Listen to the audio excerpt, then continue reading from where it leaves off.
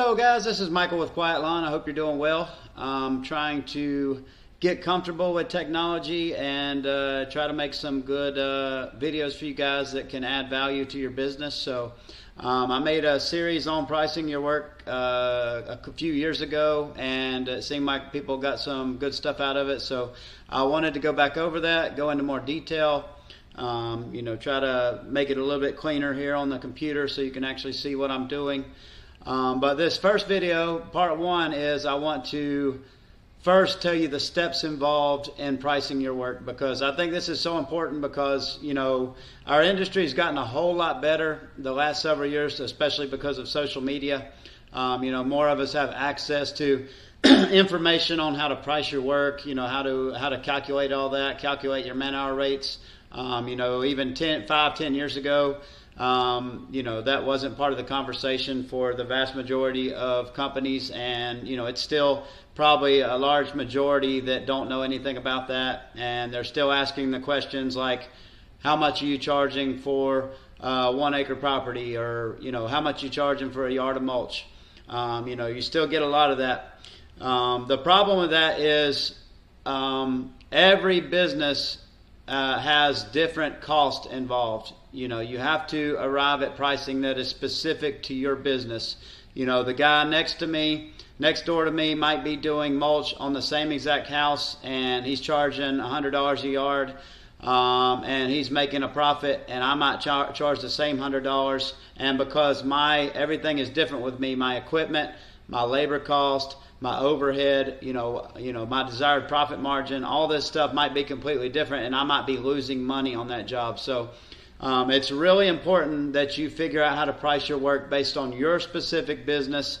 Like I said, it's going to be somewhat based on your location, but even within the same location, your costs are going to be very different than maybe your competitor down the road. So I want to tell you first, walk you through the steps involved in this, and then I'm going to get more specific in each step after that. So how to price your work accurately, the steps involved.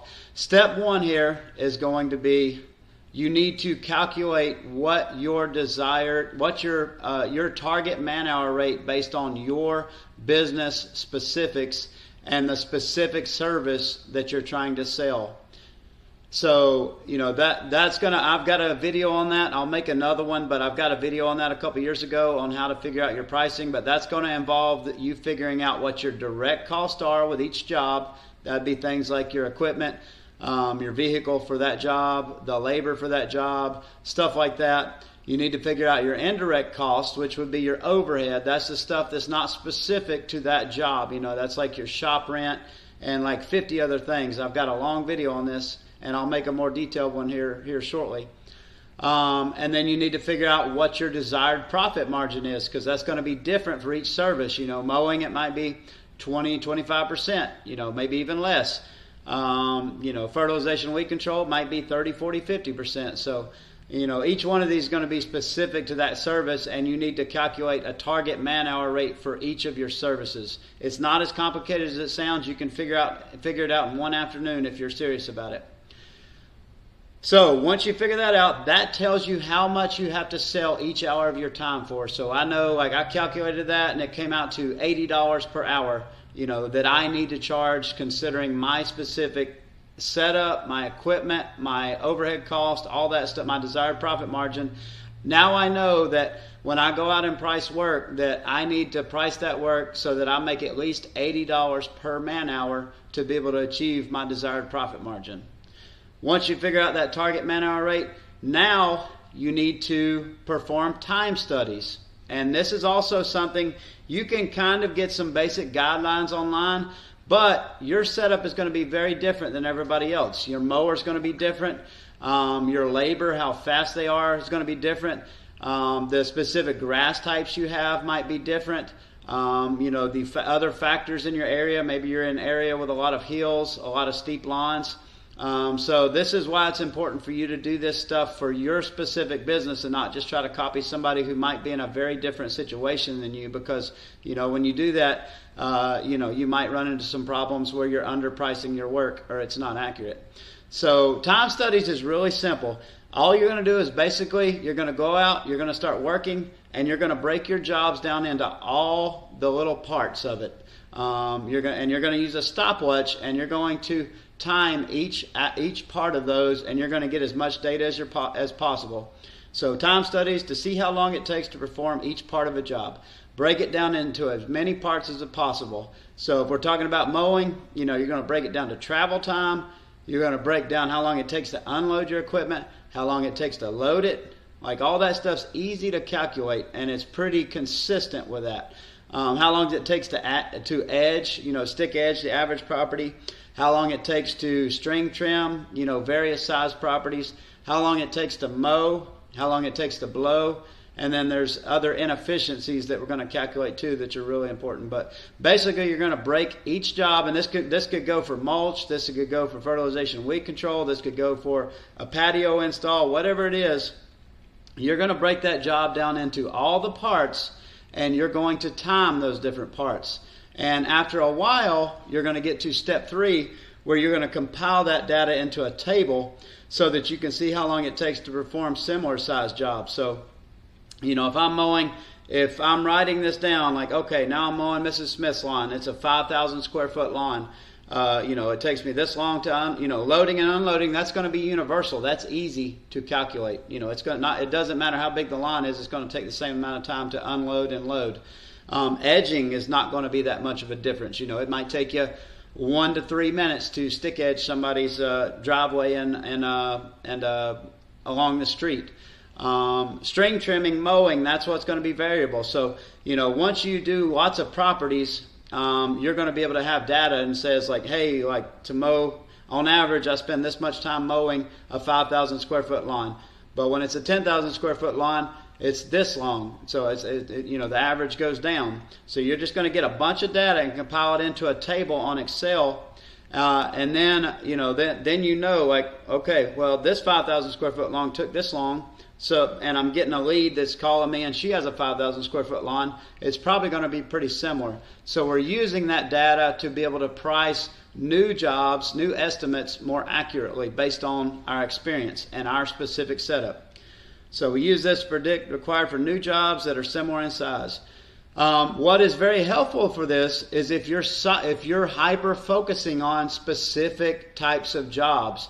You don't want to be somebody that mows 1,000 square foot lawns and then you're mowing 40,000 square foot lawns. Like, that's very hard to get data. It's very hard to get consistency with your pricing because those are just very different jobs requiring very different pieces of equipment. With us, we focus on properties under 10,000 square feet. And there's only a few properties we have that are that big. Most of our properties are between 4,000 and 6,000 square feet. So our guys, we get really good data, and we get a lot of data on properties that size so that we can price those jobs very easily. Same thing with whatever task you're doing. You want to make sure that you're trying to, as much as you can, if your market allows it. If you're out in a small town and you don't have subdivisions everywhere like we do here where you can focus on those cookie cutter lawns that are a certain size. You may have to have more variation in the type of properties that you take on. But, if you're even in a small, suburban type area with, 100,000, 50 to 100,000 people, I'm sure there's probably, several hundred properties in your market that are very similar, like cookie cutter subdivision or whatever you're targeting. But you want to be very specific on that because that's going to help you to get more accurate data. So, first thing we did was we calculated how much we need to sell each hour of our time for a specific service.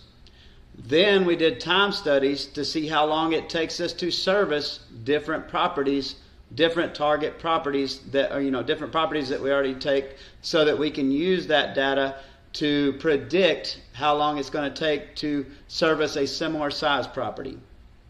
So you see how we're taking a scientific, a mathematic approach to this instead of just being like a lot of us do, like just, I got to drive out there, and then you look at it and you're like, that looks like it should be a $60 yard based on nothing, based on no actual data. We're using data here to come up with a system to give us more accurate pricing for new jobs. So once we've compiled that table, we're going to build a custom pricing calculator specific to your business. I'll show you that in the next video. I'll show you the calculator that we built in Excel. You're going to use that calculator specific to your business, or you can have us at Service Simplify. I have a whole team, Ibrahim and my team, that do all this stuff for my business. We also offer this service to other businesses where we can build you a calculator and even an app that's branded to your business that can quickly calculate the pricing for you without you doing anything. You just enter the customer's name, address, and you hit enter, and it will automatically pull all the data from Google. It'll pull the lawn size. It'll pull the distance from your shop, and it'll calculate it for you. Or you can build something yourself that's close. But we're going to build a pricing calculator specific to your business so that you can quickly enter a few pieces of data, like the size of the lawn, how close it is to your shop, and some other stuff, and it's going to spit out an estimate that you can send out very quickly. That way you don't spend hours going out to somebody's property trying to add this stuff up and all that. But to be able to build that pricing calculator, you need some data. And that's where the time studies come in. Now, once we know how long it's going to take us to service a new property based on using all that data, then all we're going to do is multiply that time by whatever our target man-hour rate was. So let's just say in this example, for simplicity, we calculated that our target man-hour rate needed to be $80 to hit our desired profit margin.